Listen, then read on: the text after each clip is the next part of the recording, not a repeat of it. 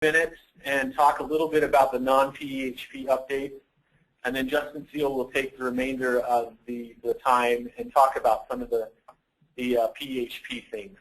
The first thing I just wanted to point out is that there weren't, just in my experience and seeing some of the things that have happened in retirement, medical over the last few years, there weren't a lot of major changes this year, which is a good thing sometimes.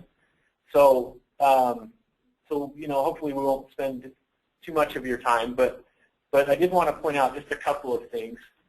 The first thing is actually not an update for this enrollment period, but it was an update that happened in November, and I just wanted you to be aware of this, those that may not have caught on to it in November of 2012, but the standard in the short-term disability plan has had a rate increase.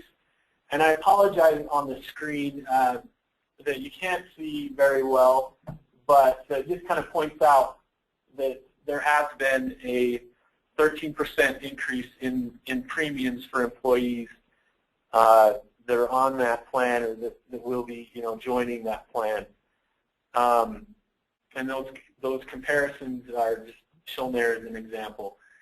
The one thing I did want to touch base on is that, and I don't know, this is fairly new. I don't know that it's really new, but it's something to be aware of, that employees can now only terminate coverage during the open enrollment period for them to be able to get off of that plan. It used to be that you could kind of terminate at any time, and they've changed the policy on that.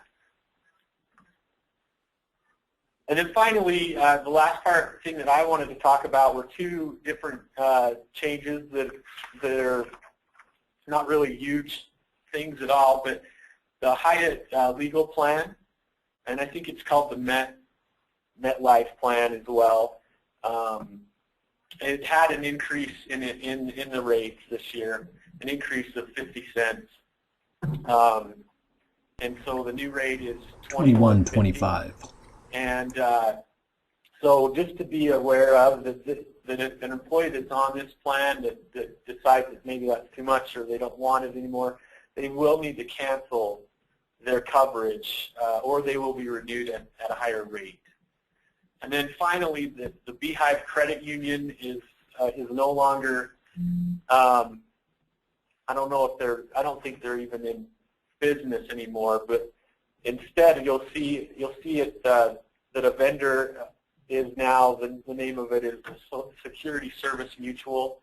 They either merged or they bought out Beehive Credit Union, and so Security Service Mutual is kind of the new Beehive Credit Union.